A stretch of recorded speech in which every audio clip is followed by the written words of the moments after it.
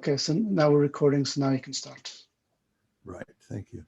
Okay, welcome everybody. This session will be primarily on chapter 3 about architectural constraints.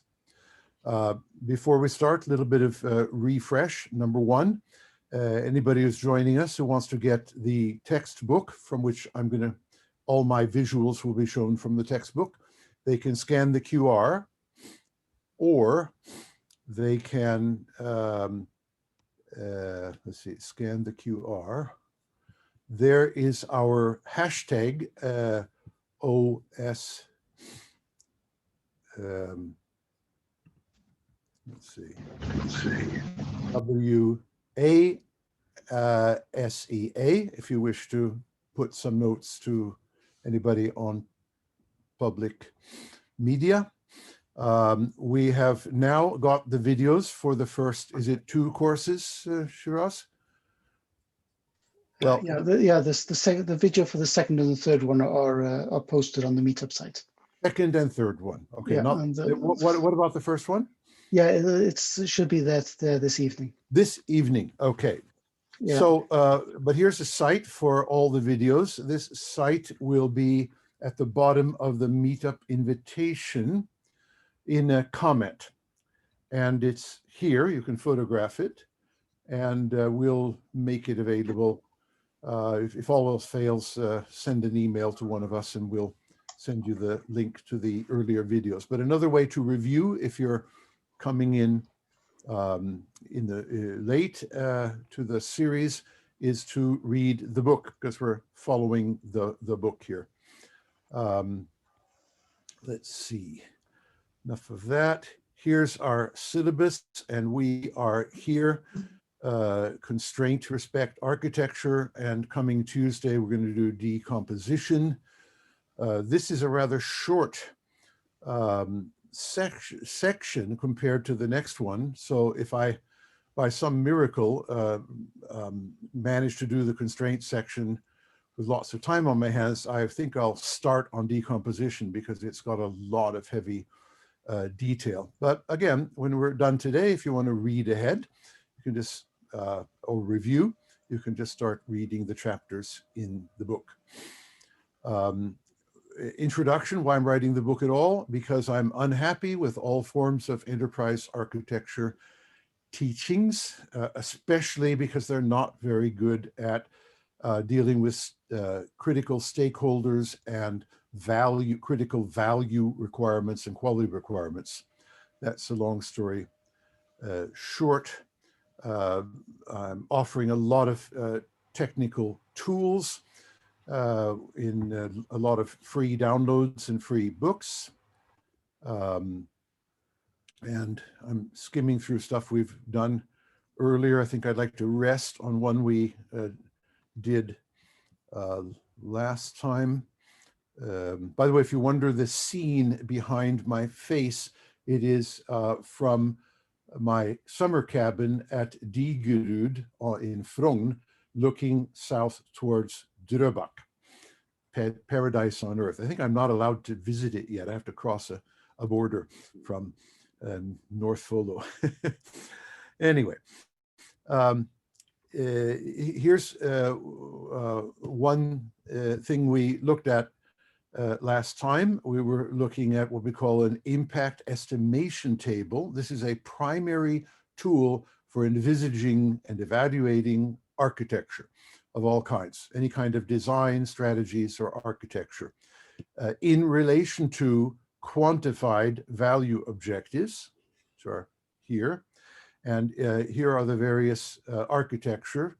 This is actually looking at the United Nations sustainability planning, and I've got a little book called Sustainability Planning, which you'll find referenced in the references if anybody's interested in that.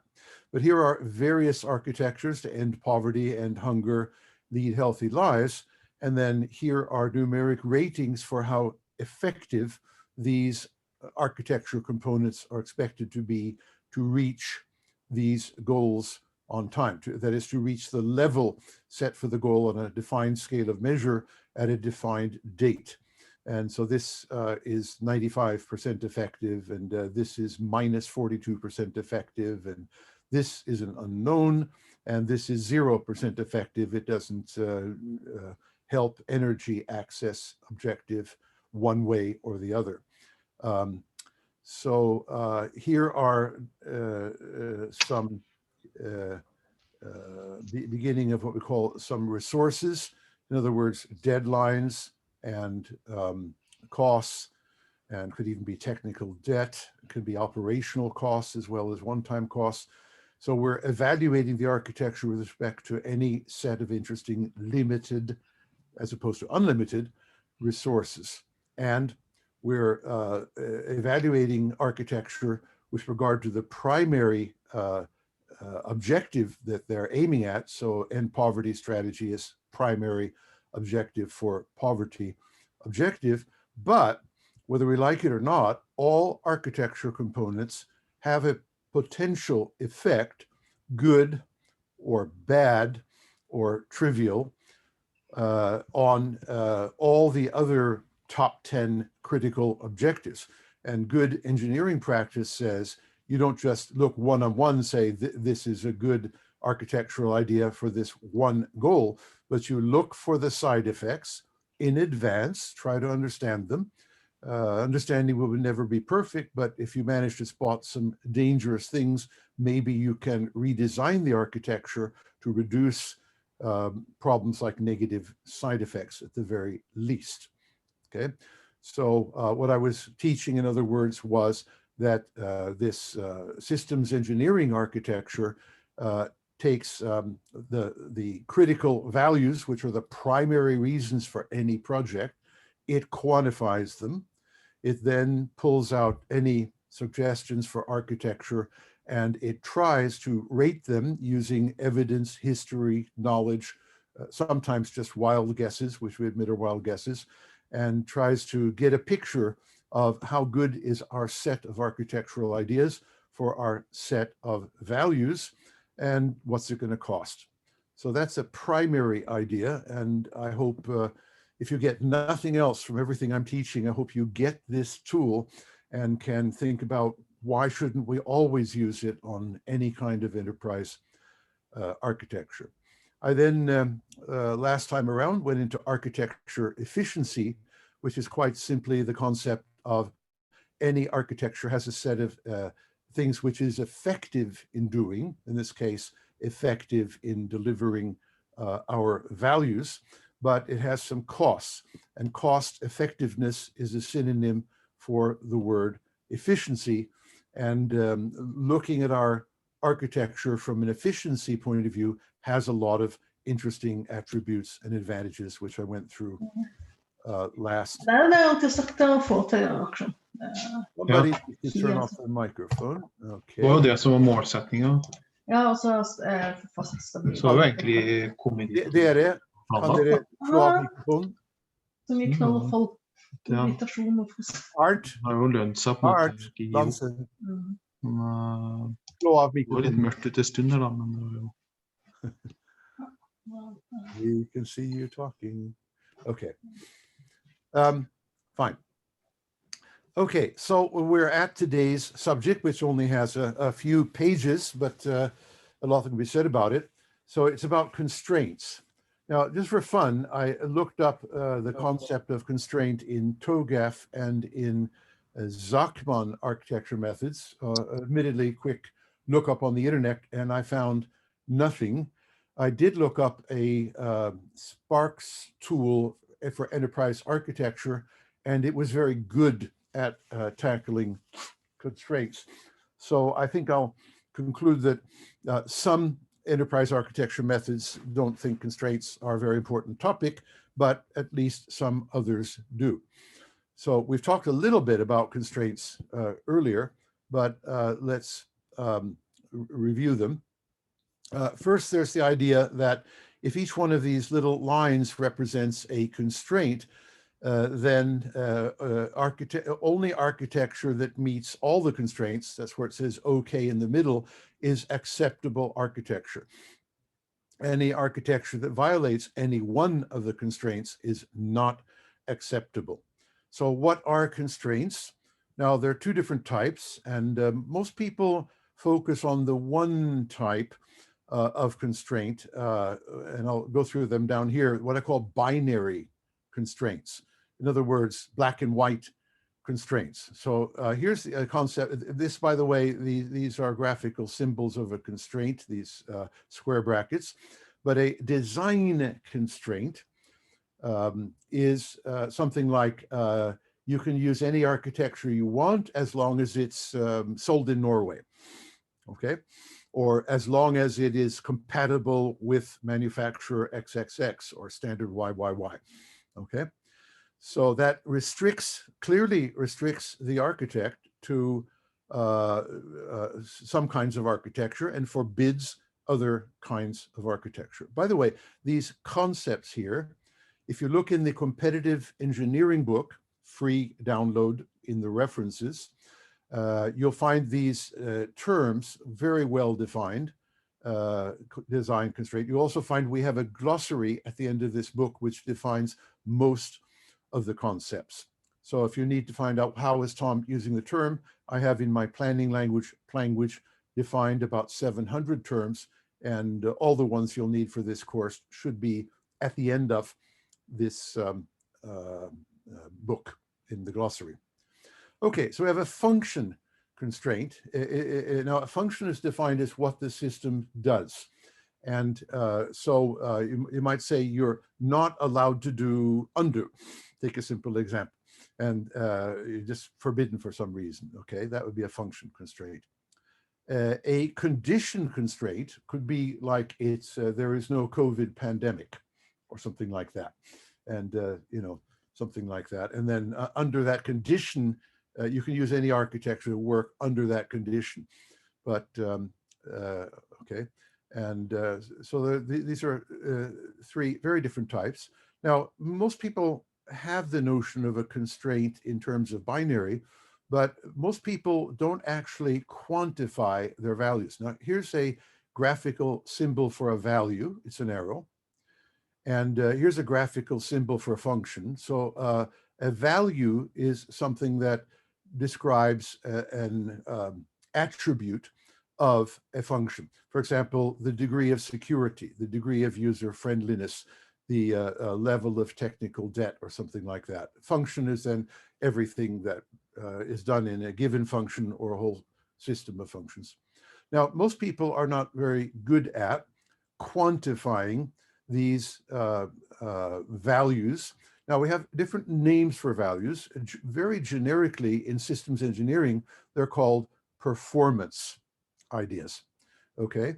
I will consistently use the term value, and that includes a very important subterm of value, qualities. And qualities are how well things are done, all the ilities like security, usability, and things like that. Now, the thing about values and performance constraints and qualities is they're all variables. You can always test that by putting a word in front of it, like enhanced security, reduced technical debt. And words like enhanced and reduced tell you that it is a variable, okay? It is not black and white.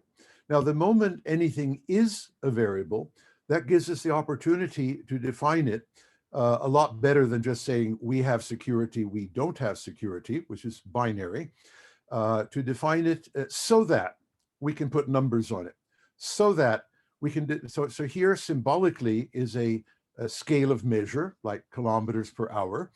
And here are 2 points to outer limits. Let's say the least acceptable level. And here is the most interesting or acceptable level, okay? And here with the exclamation mark is a level that we can just say at that level and below it's not very good. And above this level it's okay, okay, okay, and then we don't need any more.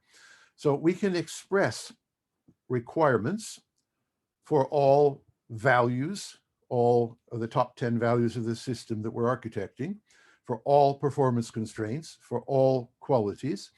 by defining a scale of measure and by defining points on the scale of measure. Now, if we say this exclamation mark represents what we call a tolerable level, okay? Okay, it means everything below that is intolerable, this territory here, okay? And intolerable is another way of saying that value has failed us, okay? And it might mean that the whole system can't function when that value has failed you. For example, let's just say internet totally down, okay? And then a lot of things are not going to work on a system. The word critical, which I use very often, is from the medical idea of critical. Like there are certain critical factors in your body, like the brain, the heart, the lungs, and if any of them fails, basically the whole system, the whole body dies, not just that one component. And so it's logical that the architect has to worry about all critical factors and make sure none of them gets into failure mode. And they do that by designing architectures that do not threaten or risk getting into failure mode, okay? But on the scale of measure, we can define the fact that from here and up, it's okay. Beyond this, we are not interested. It doesn't matter if it's better here, nobody cares. And below this is some kind of failure mode. And here is an absolute failure mode. This is just very uncomfortable area, intolerable, but beyond here is maybe what we can call death or non-survival of the system. We'll show that more in detail as we go along and look at how we actually specify these things in language. But now we have a corresponding idea, the resources I just showed you, things like money, time, people, space, technical debt, and correspondingly, they are variables. Everybody knows that. And we can have a scale of measure like the capital cost of building the system. And we can say that here is the worst acceptable case. Sorry, here we'd be exceeding the budget, but we maybe can tolerate it. And here there's just no way we're going to get any money. And this might be the 0 point where we start expending things. So we can look at any set of resources at the same time we look at any set of performance constraints, and we can begin to understand how good any of our architectural ideas, let's just say all of our architectural ideas should not threaten non-survival of the system. In other words, failure in critical performance and failure in a critical resource. And all of our architectural ideas should contribute to getting us to survival, which is like here. And ultimately, the entire set of them should contribute getting us to success, which is what we can call a goal level or a target level. It's right here. It means we've got enough, we're very happy, and we really don't need any more. More won't really help anybody, okay? Once you're at availability of 99.999999999, adding a little bit more doesn't help most systems very much. Okay, so there we have it. Here's another diagram fairly similar to this one. If we rename our architectures strategies, which is what we do for managers, and we have a number of 3 different constraints, and evaluate our architecture, we can see that strategy C and B fall basically outside of our constraint specifications, and only strategy A survives all constraints. So what I'm basically saying is the architect needs to have a list of all constraints in writing. The list needs to be agreed by the powers that be, that these are official, these are real, and the architecture has an obligation to listen to them. And any architectural suggestion and any architectural review and any architectural quality control and any architecture change requires looking at all the constraints again, anew. Go through the checklist and say, has the change caused us to cause, for example, this strategy to fall outside the boundaries. So in other words, list of constraints is a checklist for reviewing any architecture option or change. Okay, and that needs to be built into your practices for reviewing architecture and reviewing changes of architecture. Go through the constraints list. Constraints are, of course, as perhaps obvious, a class of requirements. Okay, they're not the primary. Let's achieve these levels requirements. Those are what we call targets. They're these kinds of things here, but they are the information about the requirements of how bad it cannot be. Okay, when is the level of availability? For example, level of availability 1%, probably down here somewhere. Level of availability 50%, only available half the time. Pretty bad, but it sort of functions. This might be 100% availability, but this level might be 99.98, which is quite sufficient for many systems. Now, in connection with writing this book, on 3rd of September at the summer cabin in the fall, when writing this book, so I have a date for the book, how new it is, I wrote some principles. And I have a bad or good habit, depending on how you look at it. Whenever I want to summarize a subject, focus the mind, I like to get it down to 1 page, and I like to get it down to 10 principles. So I give myself a little budget, and I start stating principles, and try to get all the essential ideas in before I've reached the 10th principle. So you'll find probably dozens and dozens and dozens of these throughout the books, including this book. There are 122 principles in the competitive engineering book from 2005, which I remind you have a free digital copy of in the references. Anyway, architecture constraint principles, and I intend to go through these in detail, read them, give you a chance to think about them. Let me remind you what another thing that principles are. They're also known as heuristics, which are means advice on engineering advice on how to do things that won't always be true. They're not laws. They're not always the perfect advice, but they're generally speaking pretty good advice, but they may need to be modified by other circumstances not named.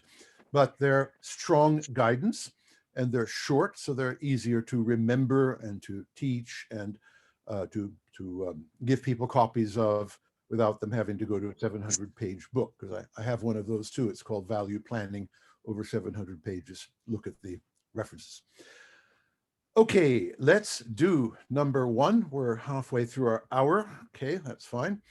So here's really a definition of a constraint, so you can see it. First, their sources of a constraint are always stakeholders.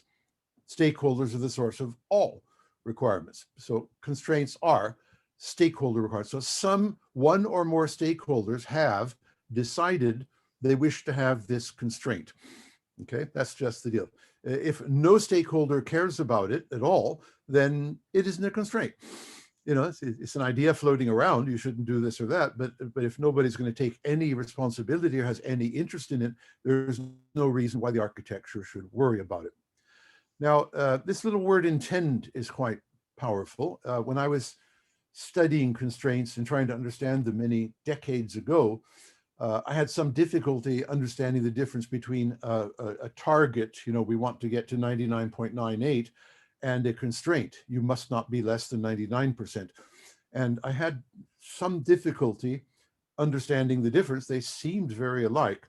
But if you use this word intent, that the intent, the desire of the stakeholder is to restrict you, to stop you, to constrain you from doing certain things, then it is a constraint because the intent is to constrain.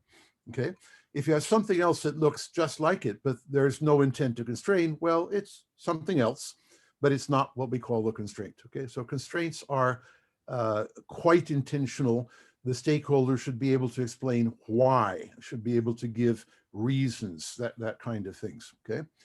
And now they restrict in this case, our architecture choices, our options, and for reasons which the stakeholder should be able to state.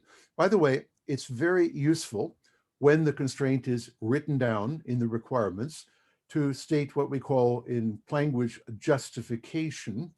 And in other words, capture, I literally ask the stakeholder, why is this constraint here? Because you're going to need that information to do things we're talking about down here, like to realize that this constraint is really not valid here, or to realize that you can negotiate with the stakeholder to remove the constraint because you can do so much better architecture. So it is important not just that the stakeholder has some reasons, but you haven't even bothered to ask them.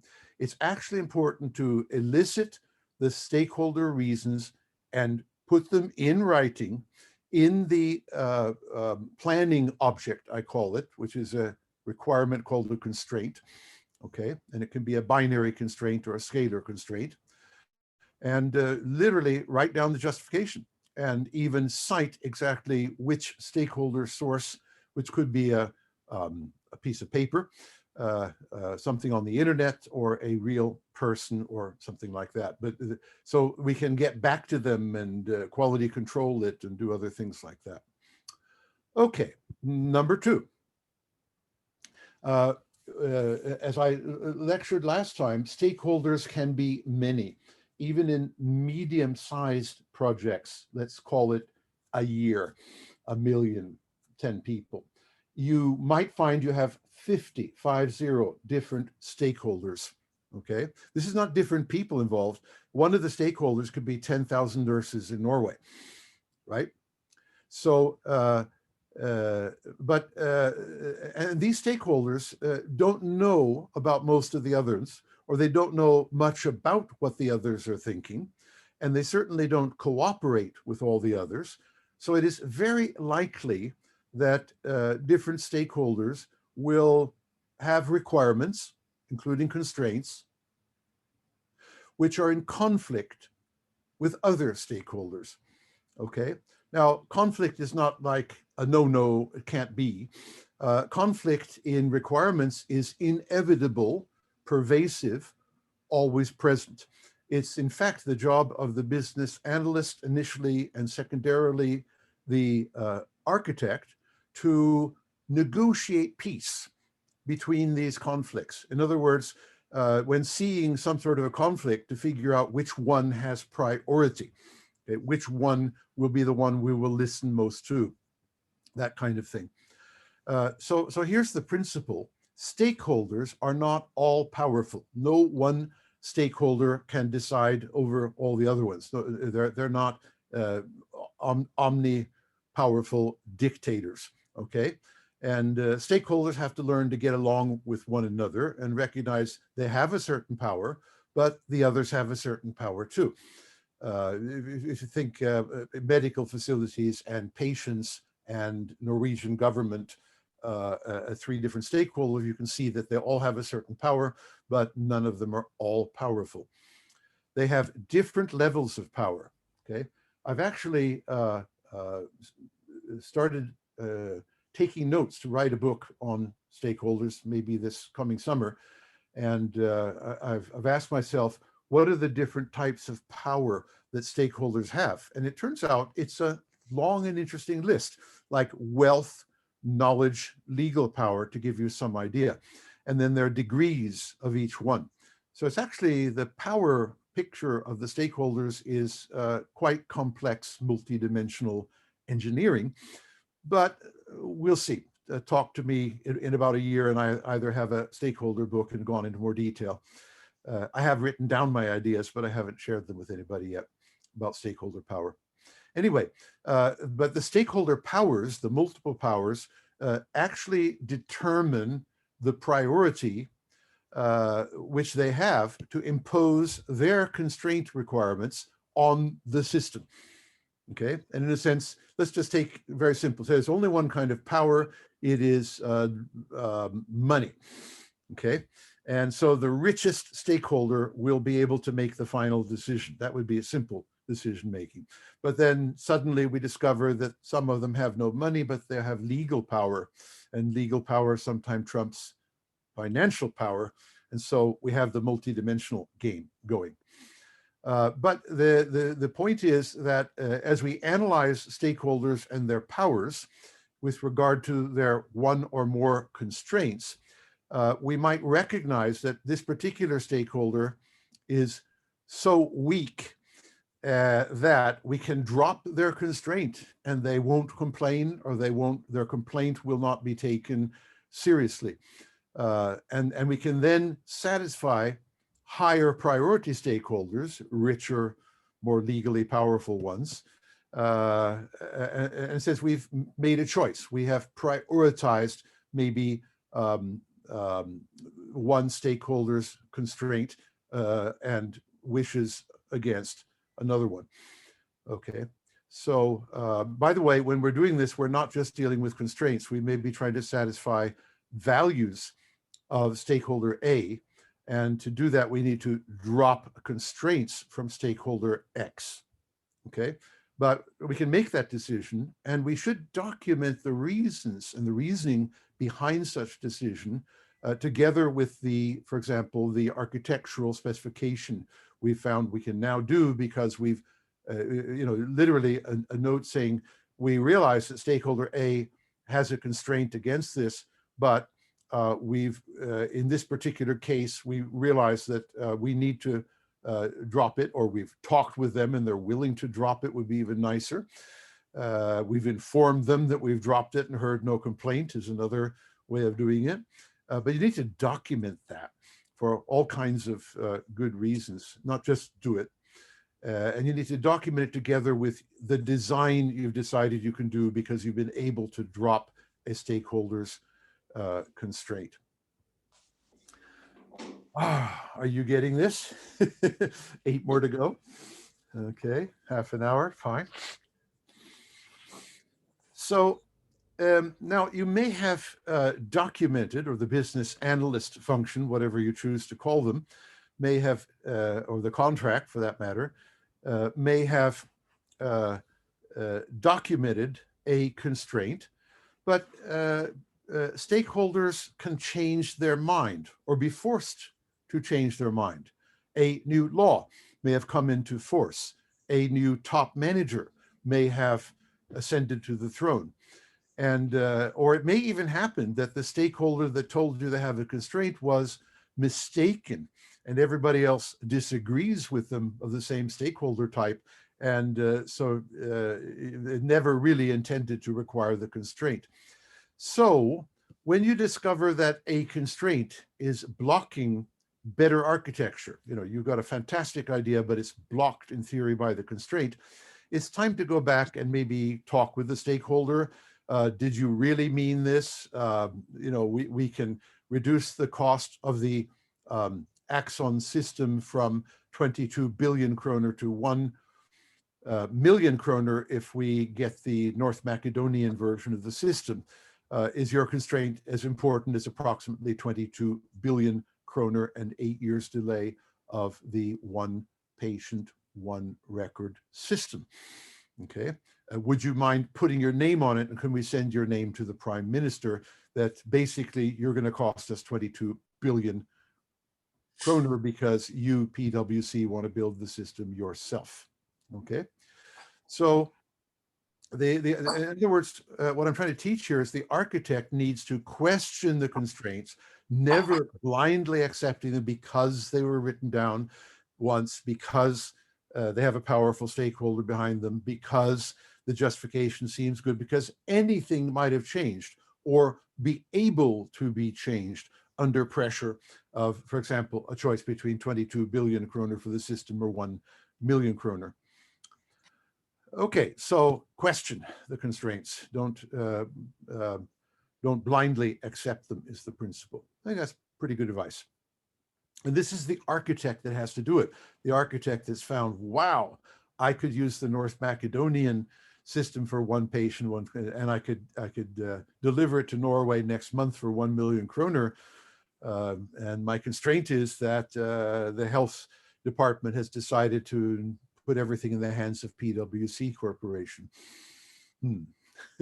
Talk to the health minister about that and see if he will actually tell the prime minister that because I want to deal with PwC and nobody else, it's going to cost 8 more years and 22 billion kroner extra. Maybe the constraint will be dropped. Number 4. Okay. Ideally, the underlying justification or reason for the constraints is written down clearly from the stakeholder point of view, but maybe it isn't, and maybe it isn't defined well enough, or maybe we just have the constraint and the source of the constraint, the stakeholder, but we don't have the good enough reasoning. We don't see it at all. So the architect should be able to probe, and that means engage the stakeholder in conversation, or if it's not a real person, it's like a law, GDPR, European law, to analyze it once more and even get legal advice on how to interpret it, to find out whether this constraint is to be understood bokstavelig, literally. And sometimes the answer when you probe deeper is don't take it so literally. There is wiggle room here, and but when you do decide to interpret it differently from a literal interpretation, you should document, you should add to the documentation of the constraint that you, the architect, have decided that you can interpret it, or had legal advice you can interpret, say, the European law in a certain way. And therefore, you effectively are changing the meaning of the constraint. In other words, I'm saying the architect, not the business analyst who maybe originally had written this, needs to document when they have decided that the constraint means or can mean something else than originally documented. Maybe in a very bureaucratic organization, you have to go back through the original whoever specified the requirements and ask them to officially change the requirements. But you can't just get the advice from your lawyers, move on and act on it, and not document what you've done.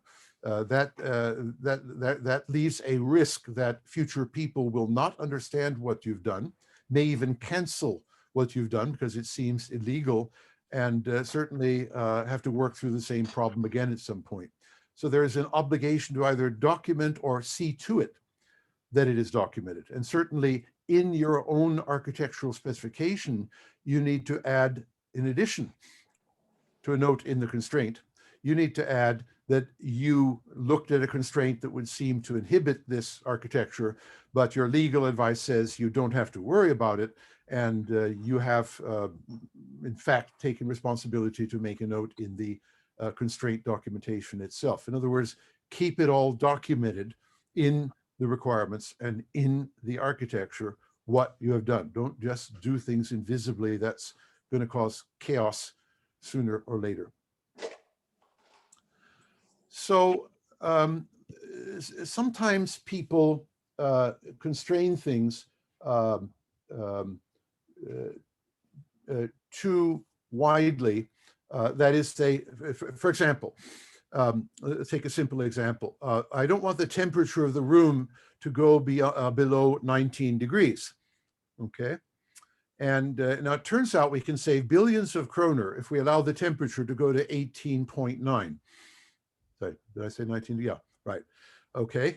So if I go and talk to anybody who set this, they'd say, well, for goodness sakes, go down to 18.9, forget my constraint of 19 degrees, and save 22 billion. Or you could even say, I'll pay you the 22 billion if you allow me to go down to 18.9, because that's how much we're going to save. So in other words, it sounded like a good idea at the time to put some kind of a limitation in, like 19 degrees for the room temperature. But when under pressure, these limits might not be as necessary or powerful as other things like saving 22 billion kroner or getting the project done next month instead of in 8 years or something like that. So in other words, what I'm saying here is the architect needs to be healthily suspicious that the exact numbers for the scalar constraints might not really need to be as exact as that pushing the envelope a little bit might not be so harmful. A little bit of common sense, like for most human beings, there's no real difference between 19 degrees and 18.9. So that might help you do it, your common sense. But so don't take the numbers like the minimum tolerable level, 19 degrees, literally. Ask yourself, why are people saying that? And the simple common sense answer is because beyond that, it gets a little bit uncomfortable for some people. And say, but would 18.9, which is what I need to put in my architecture, would that really be something many people had pain from? And if the answer is absolutely not, then I would consider pushing it a little bit. And of course, documenting in the constraint and in your architecture that you've had a little chat with the people who stated that constraint and they had no problem with it. So, number 6. Essentially the same idea as here. In other words, people have specified certain maximum and minimum levels of something, but it's just because they were asked to do it and they found a reasonable number and they weren't too worried about what was going on. But you, as an architect, discovered that those limits are causing you a problem. So what I'm saying is, using all the earlier discussion of principle number 5, not only that you should actually consider formally changing the limits and formally documenting why, which stakeholder you talked about, what they said, reasoning, document it very well, and maybe consider putting that information in your architecture. That in order to do this, I had to adjust the original scalar constraints, but that they've been done it has officially been changed. So if you had in your memory the earlier version, forget it, it's updated. Number 7, the terms used in the constraint specification are very likely to be ambiguous. So take a simple example. We want to we're only allowed to use architecture built in the European Union, okay? And if living in a place like Norway, we suddenly realize that we're sort of in and sort of not. And so by in European Union, do we include European associate states such as Switzerland and Norway or not, right? And so that just, so almost any set of words used to describe a constraint, almost every word is likely to be somewhat ambiguous. That is, there are 2 or more possible interpretations. So before you, as the architect, take your first interpretation, like literally must be a member of the European Union, and Norway is not included there, then maybe you need to ask a few other people. Maybe you need to do a trial definition European Union means, and you give a definition, and you maybe try to get it approved by whoever's in charge of the requirements.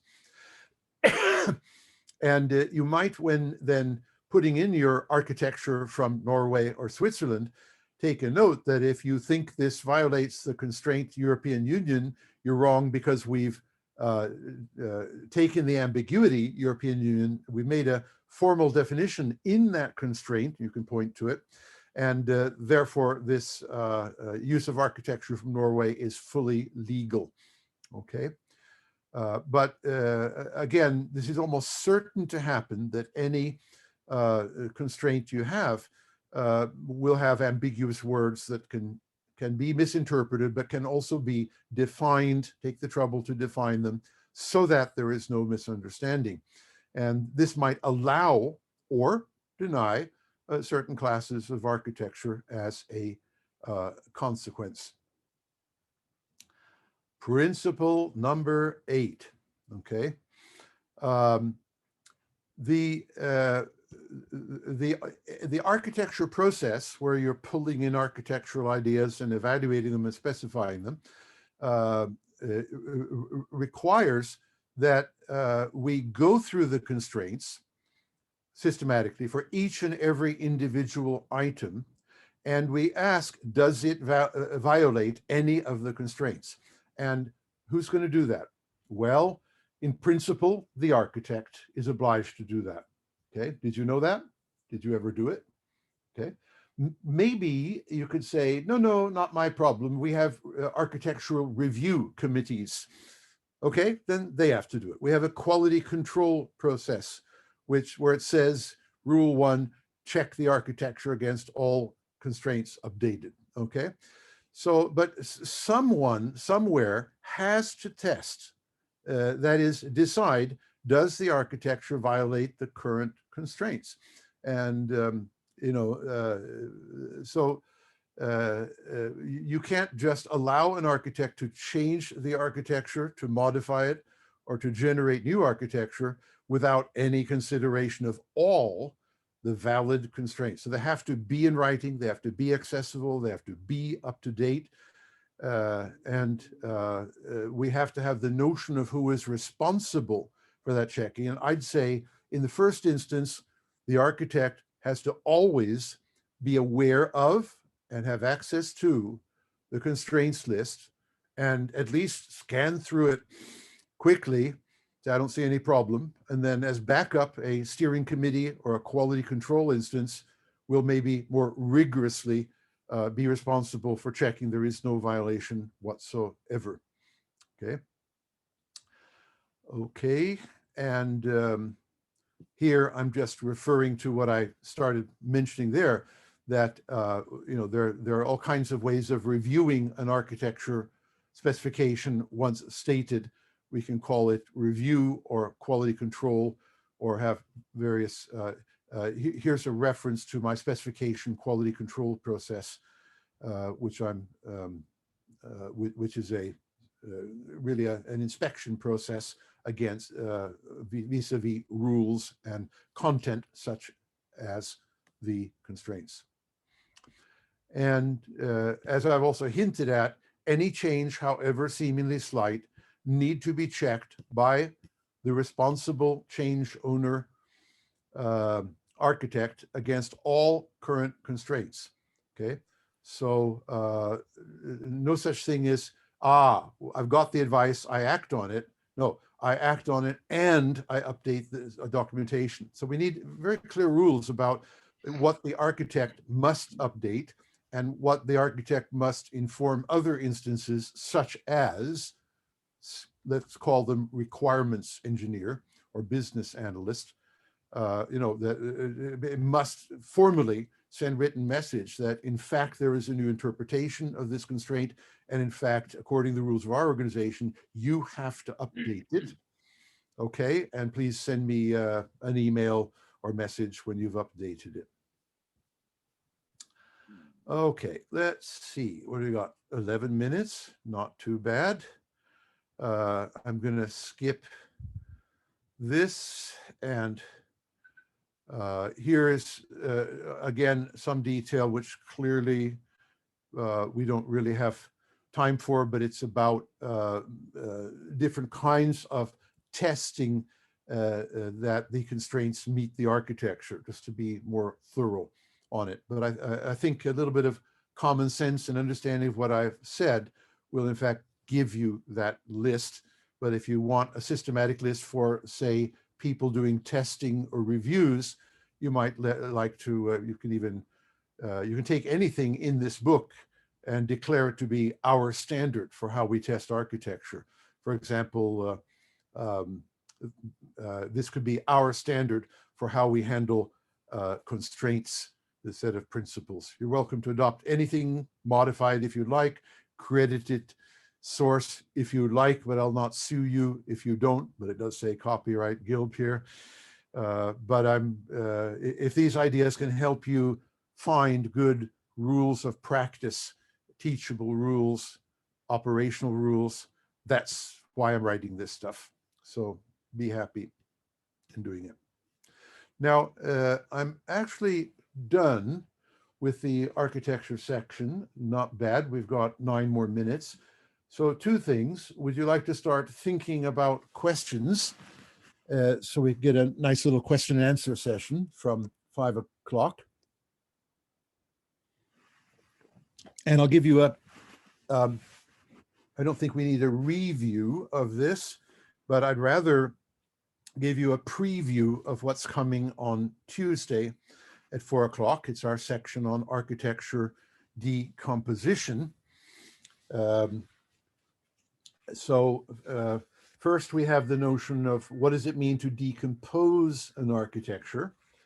And as we'll see, there are an awful lot of different ways of decomposing, different methods for different purposes, but it means take a big architectural idea, like take a simple example. If we decided to go for the North Macedonia Australian axon system for only 1 million, we might like to divide up that architecture and do it piece by piece, like only for example, and one way of dividing up would be to do it only for the hospitals, or only for the Oslo University Hospital, okay? Or only for, say, Ullevål Hospital or something like that. That would be ways of dividing it up. Now, roughly, but there are many, many other ways of dividing it up. You might take half of the North Macedonian system, which deals with a certain class of patients, such as, just say, cancer patients. And you might do only cancer patients and only in the Radiumhospitalet, which does with cancer patients, right? That's a very narrow slice, but you might like to make sure it works at the Radiumhospitalet for cancer patients before you spread it to other hospitals for other major types of patients. That's roughly what decomposition is. And here's my hero. As a young student in Oslo, we were forced to do something called Examen Philosophicum today, which was to learn about philosophy and a few other subjects. And one of the philosophers I was introduced to by a guy called Arne Næss was René Descartes. And René Descartes used the word decomposition in the original French. I've translated it, somebody's translated it to divide up each of the architectural ideas, okay? But so René Descartes, I remember from the lecture, he was asked, how do you tackle such large complex problems like, is there a God? Big problem. I'm still working on it. I'll let you know if I conclude. But he said, well, I can tackle large problems because I decompose the large problems into their constituent parts.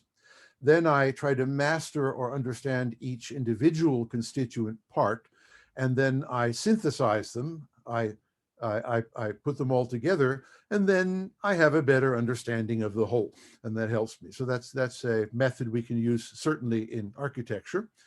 And but René Descartes is my hero in that respect. Let's see, what do I got? 5 more minutes, okay. Now, there's another book I wrote this summer called, it's actually called Eduneering, Education Engineering. You'll find a free link to it in the references if you're very interested in education and the use of my methods for architecting education. And in fact, I'm currently working with at least 3 people spread around the world, none of them in Norway, on developing schools using these methods of, we're literally architecting the schools. But anyway, in the book, of course, I have principles for decomposition, but I'm very specialized. I'm decomposing for education and knowledge, okay, which is different from decomposing an IT system. However, the general principles are the same. So I very cheekily said, let me just copy and paste my principles for educational knowledge. They'll do for anything. So here they are. Let's just jump to principle 4 here. We're just previewing. There are many different methods of composition. Okay, so not one way to do it. There are many ways. And some of them are more useful at some different times for some different purposes than others. So you have to know when are specific methods useful. Okay, and my favorite decomposition rule is that when you decompose, the things you've decomposed are independent of the others, defined as can be delivered in any sequence. Now we'll stop there, but that's a primary idea of next week. The fact that when you decompose, make sure that your decompositions can be implemented ahead of any of the other ones if you want to. They're not dependent. We're eliminating the problem of dependencies. And what is this? Well, this is because this is agile. And we need a way of finding agile steps, value delivery steps, also known as sprints, okay? And if a sprint cannot be done unless you do 5 of the other steps, it might get too big. It might take 6 weeks instead of 1 week, which is really not the purpose. And I found that this is non-trivial when I simply ask people to decompose. So here are some big ideas, one called of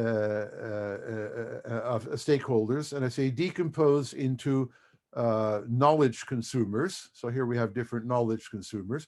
But when I just say to people decompose, turns out they often decompose where these are not independent of one another. I can't just choose any one and start working with it. I'd have to start working with this one before this one, that kind of thing.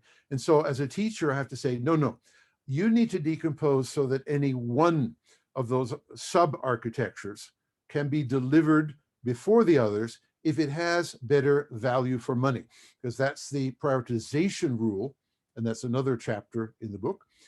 That's the prioritization rule for deciding which one of the sub-architectures we're going to implement first. Let's see, 2 more minutes. Another nice little thing, I'll just throw it in. You do not have to decompose the entire system you're dealing with up front. You can decompose it gradually and focus on critical things you want to prioritize early. So that means that what we typically do when I'm planning systems is on the Thursday of the first week of the project, we do just enough decomposition to figure out what sprint or delivery we're going to do the next week. Okay, we might not even have thought about what we're going to do the week after that. And we certainly haven't thought about all 100 decompositions, what sequence they're going to be in. So we sort of do things as we go along, which saves the problem of doing a lot of overhead. That's called Big Bang waterfall model, which is a no-no, right? It saves the overhead and weight of 8 years planning. PwC used 8 years and I think 20 million kroner to plan the Axon system with no deliveries whatsoever. That's silly. That should be illegal, and it's certainly not agile. Okay, agile has a little bit of planning, but it very quickly says almost immediately, we're going to start delivering small steps of architecture, sub-architecture, and they are going to deliver our highly prized and most valuable values at very low cost, only 1 week of work, to NAV or to the health department. Okay. Anyway, it's 5 o'clock, and that's the preview of next week. You're certainly welcome. There's a lot to go through, so it wouldn't hurt at all if you managed to find an hour to read chapter 4 before next Tuesday. But you don't have to. I'll present it and do the best. And I certainly won't get through everything in an hour, but I'll do the best I can, and then you can read it afterwards. Okay, having said that, I'll open up for questions and answers. And you can turn, if you turn on your microphone and ask a question, see, I'll look at everybody, 26 participants on the screen. Yep, and how do I get everybody on the screen? Oh dear. Let's see. You are screen sharing. Maybe I should turn off screen sharing. Okay. Small problem called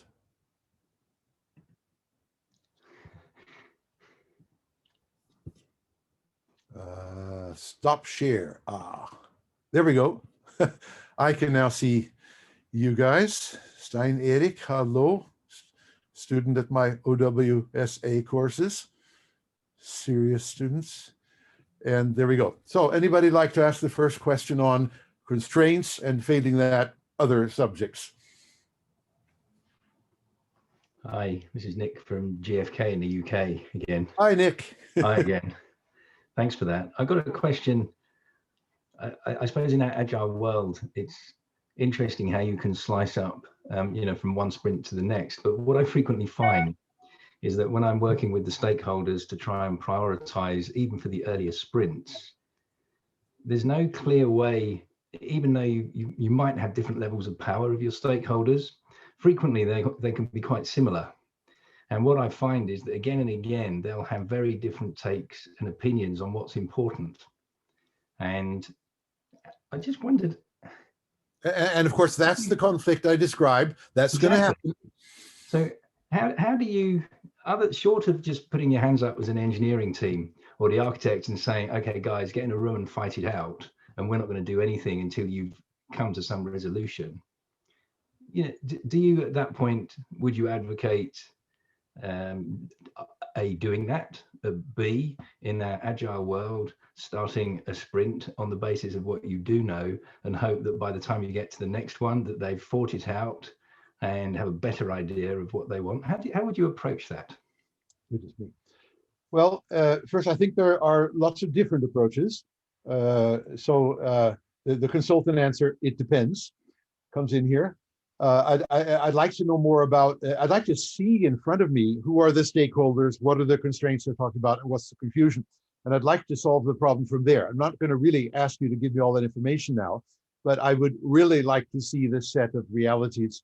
For example, it makes a great deal of difference if there are 2 stakeholders in conflict or 24. It makes a great deal of difference if they all seem to be talking about the same thing, but they're using different terminology. Okay, so but let's go through a list. Sometimes the problem is resolved by power, that you observe the power, you make a choice, and you document that you've made the choice, and you perhaps even inform the people who didn't get their wish that you're not rich enough, you didn't contribute enough to this project, that's why you're not getting your constraint. I mean, okay, method 1. Method 2, if they all seem to be talking about the same thing, but using a lot of ambiguous words and nobody ever coordinated, well, it's time to get them together to have the one version of the constraint, which is unambiguous. Okay, get it agreed.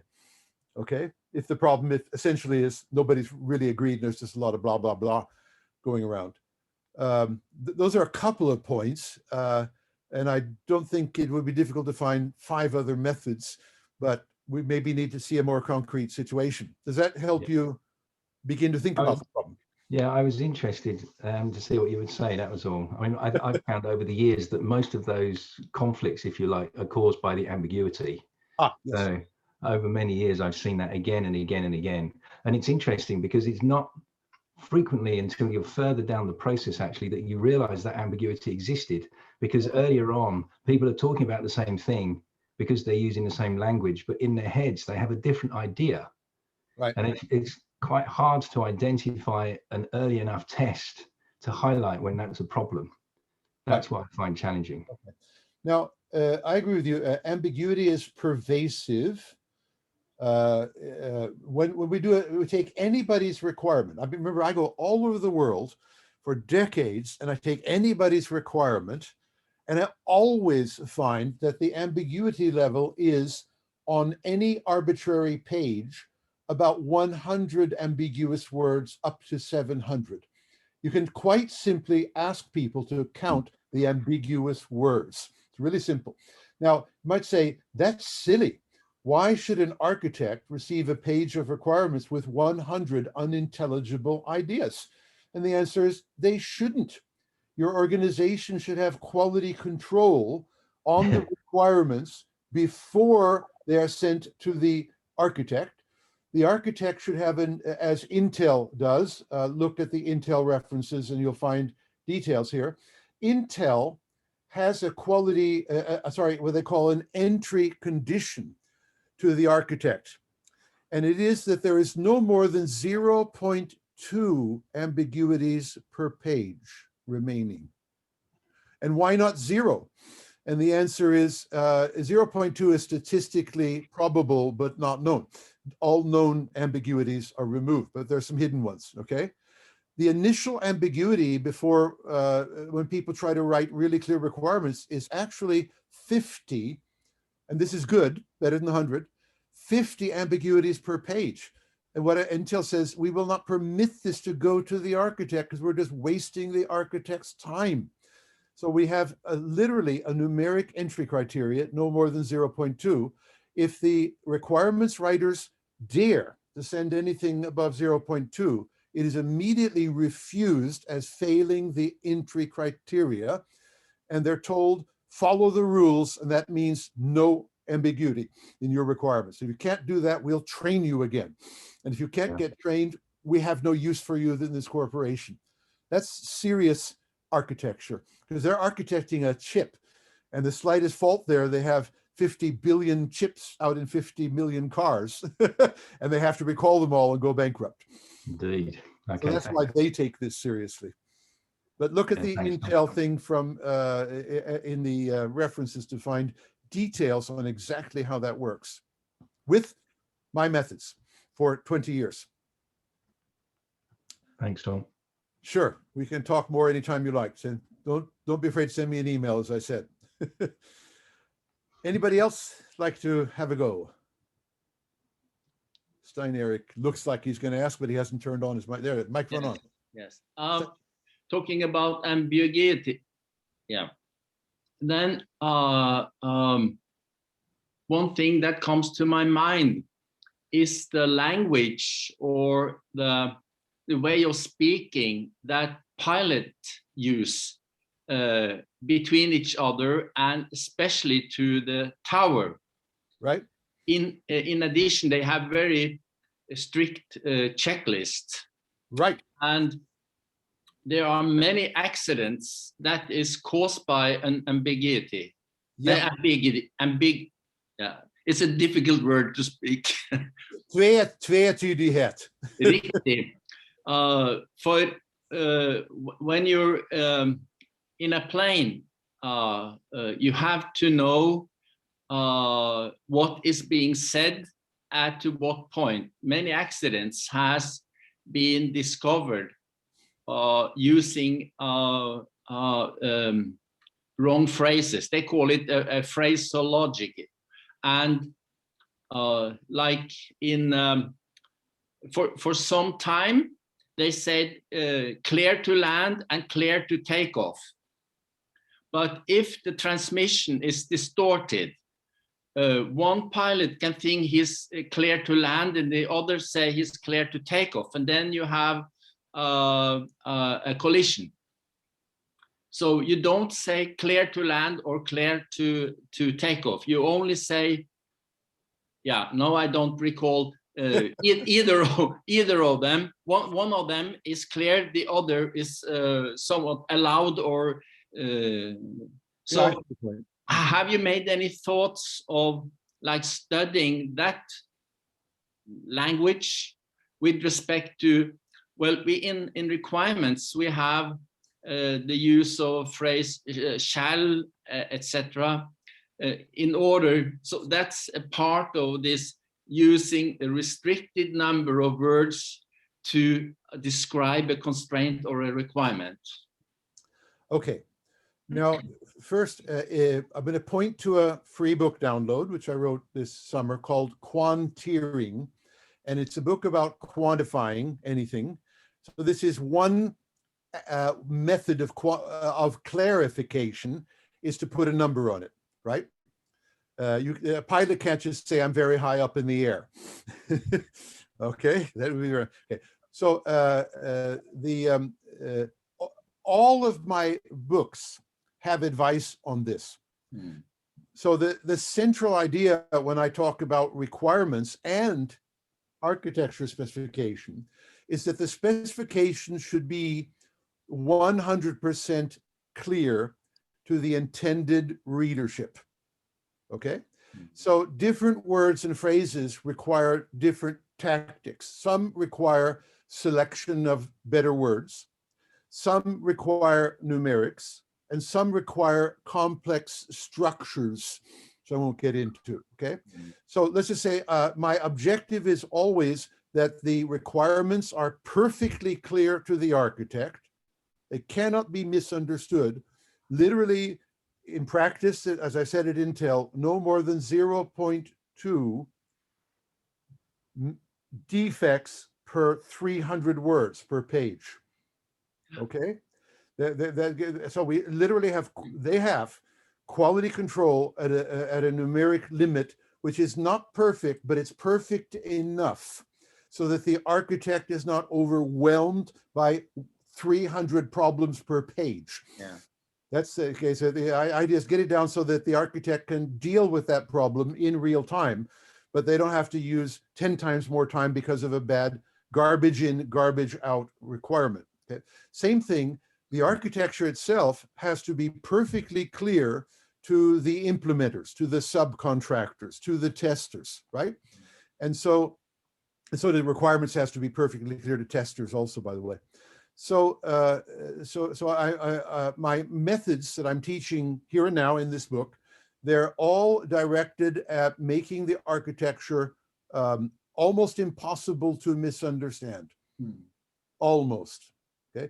Now, why not make it impossible to misunderstand? And the answer is because it would take infinite time. Yeah. But it wouldn't be worth it. Okay. So, but what we're doing, we're actually getting, if you think about Intel had 50 defects per page on initial submission, but their acceptance criteria is 0.2. They actually are getting 100 times better. My real clients that I can name and document and publish are getting 100 times better than pretty damn good. Okay, because they use these methods. So yeah, so I'm talking about specifying the requirements 100 times better at least. I'm talking about specifying the architecture 100 times more clearly at least. That's what my methods are all about. Anybody who goes through the books and thinks about this background, Tom claims his methods are 100 times better for specifying requirements in architecture. If you take a look at the detail in the book, you'll see exactly how this is done. Okay, but the big starting trick is that vague phrases like enhanced security are quantified. That alone gives you 100 to 1 improvement in clarity, because the ambiguity is at least 100 to 1. What does it mean, good security? Okay, but I have quite a lot of, let's say I have 100 other tricks in addition to quantification, which lead to greater clarity. Okay, and I've spent my lifetime, that is 60 years of practice, building up these tricks and seeing that they really worked in real clients like Intel on a grand scale. 20,000 engineers use these on an everyday basis for 20 years. Okay. Yeah, so that was a long answer to a simple question. Next question, we have a whole quarter of an hour left.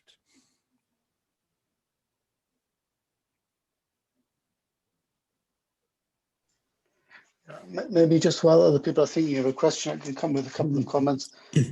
We've used this this system called RuleSpeak for specifying business rules. That's quite good. It's by Ron Ross. You might want to look at that one. Can you send to me or post a link? I don't know. I can post the link. So no, and there's a Norwegian. There's a company in Norway that's translated into Norwegian. Good. So there's a Norwegian version of it. I will read it as soon as I get it.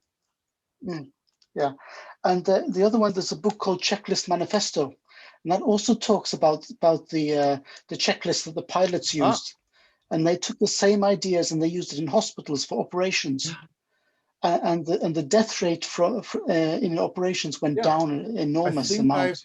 They caught a lot of the post that for everybody too. By the way, Yeah. generally speaking, anybody has some good ideas they'd like to share, certainly post them in question and answers, I guess, at the very least, and feel free to send me an email copy. And if you want feedback, like, do I think it's a good idea? Do I have any better ideas? I'll be very pleased to compare that idea, whatever it is, with whatever I have. And if that's a better idea, I'll tell you. If not, I'll tell you why. Yeah. Yeah. And then one comment, one of your constraints, you had this thing with question the stakeholders.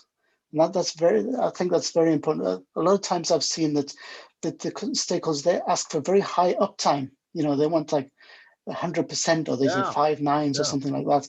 But when you explain to them how much it actually costs, then it's not so interesting, because what they need is maybe just 3 nines. Right.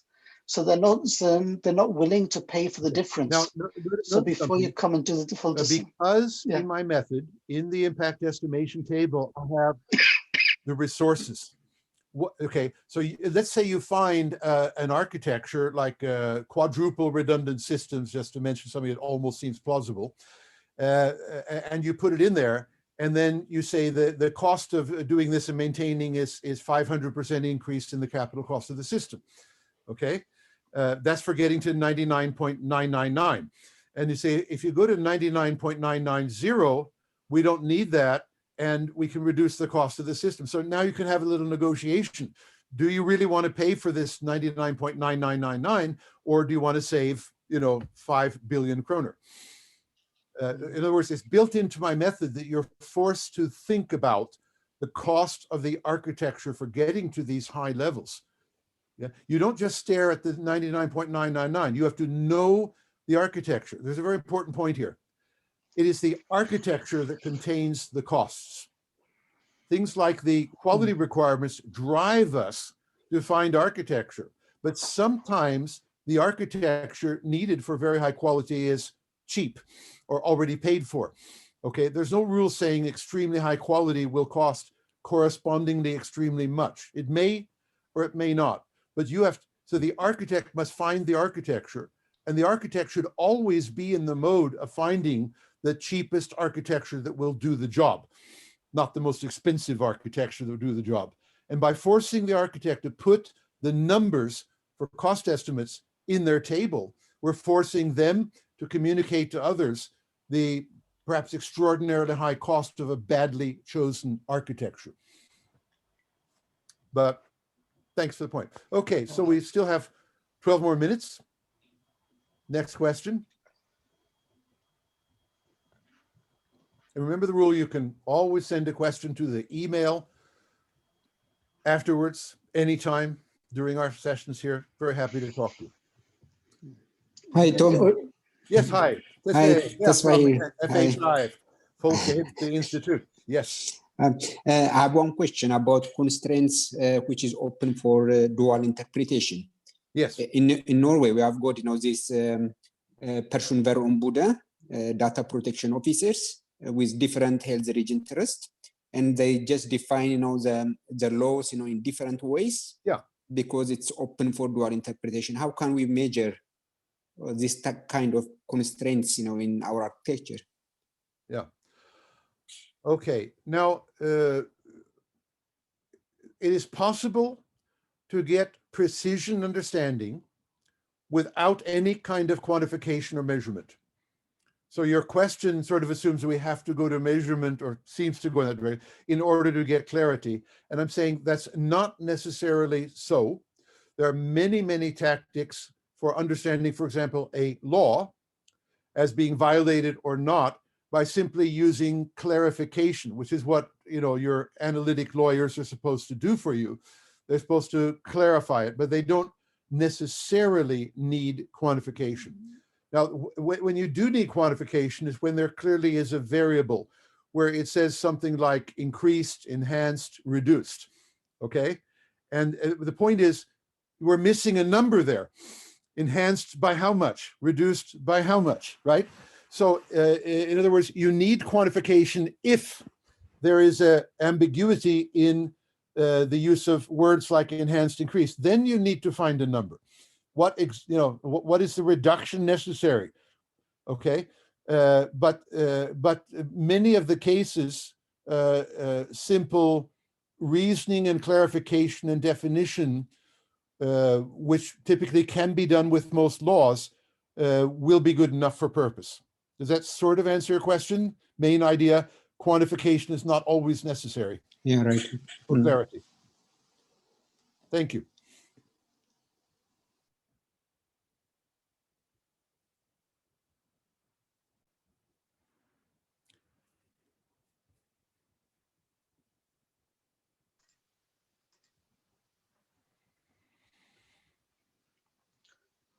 Anybody else got any questions? Or maybe put it in the chat if you don't want to speak.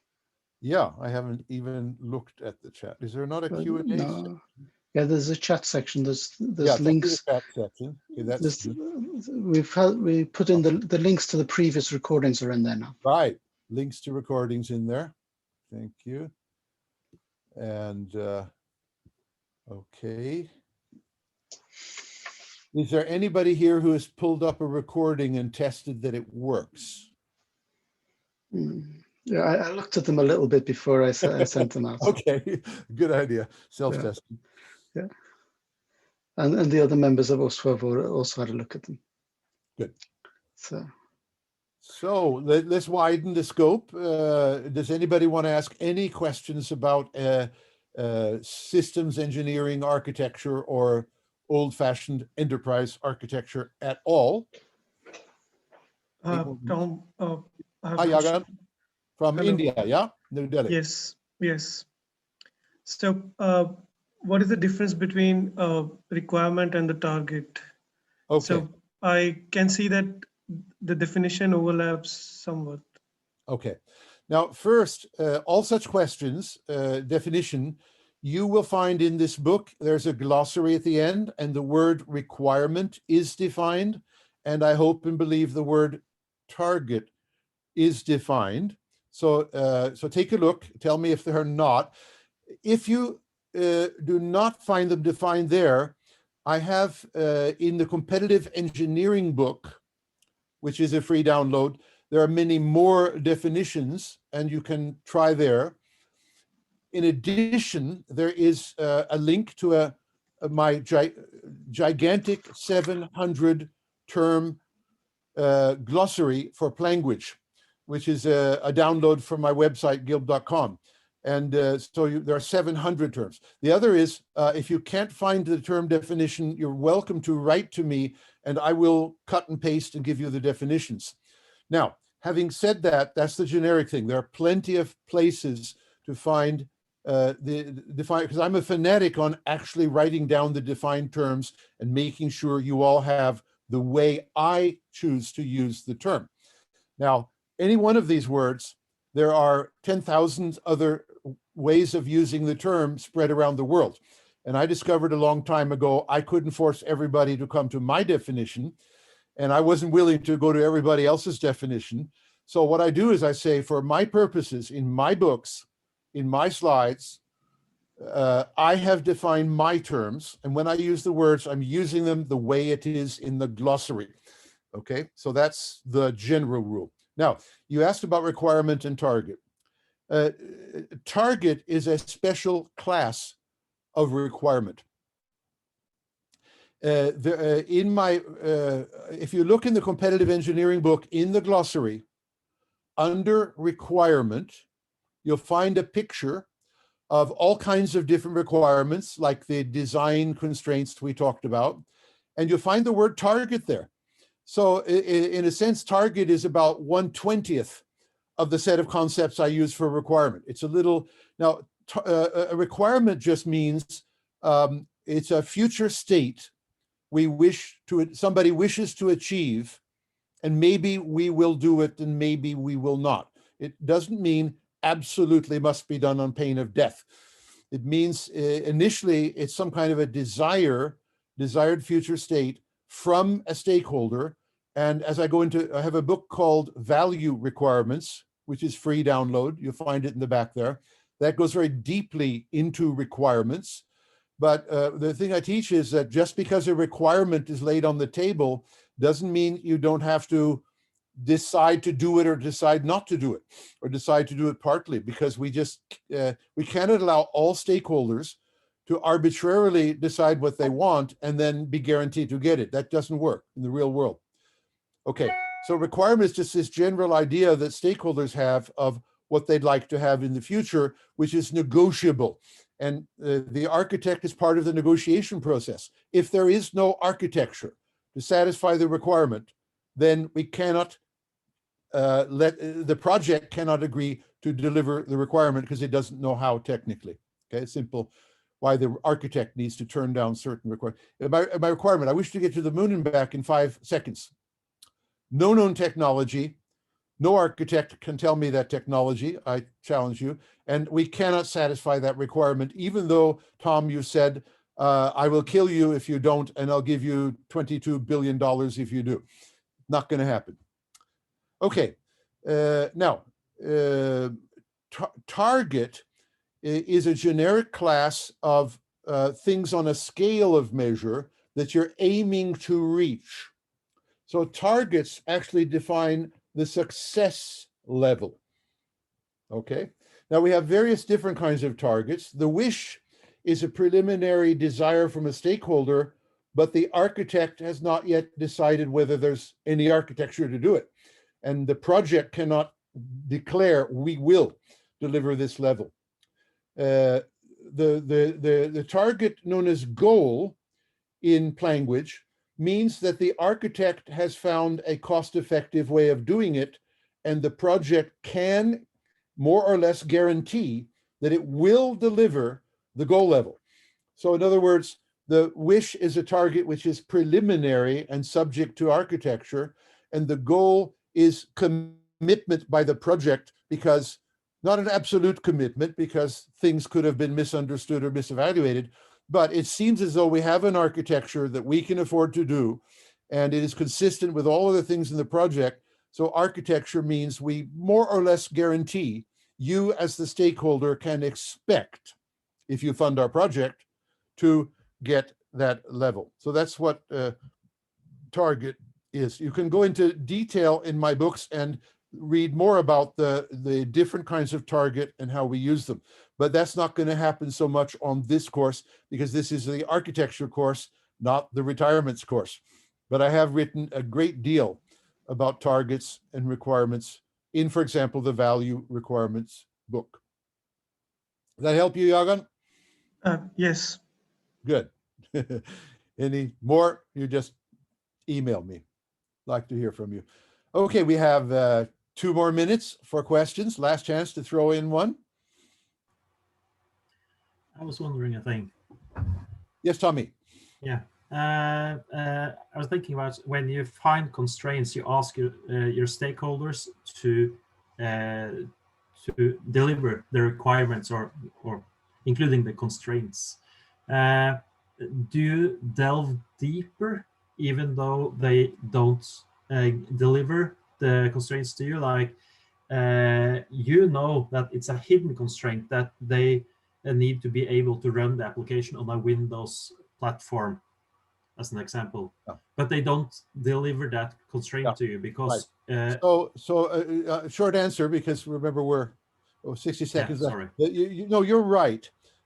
Somebody, I'm not saying the architect, somebody has to dig up the unstated, but in fact clearly valid constraints. Now, I would say that's the requirements engineer or the business analyst job, initial responsibility, very clearly. Okay, it is not the architect's job. However, when the requirements analyst has failed us, and the review committees of requirements have failed to spot this, and the architect does sense it, then the architect should be required by the organization to not ignore this problem, but to deal with it, even if it's just sending an email to the other instances saying, I believe you've forgotten a clear constraint and we need to state it, etc. And I'm not going to waste my time making architectural decisions without a decision on whether we have to do Windows or not.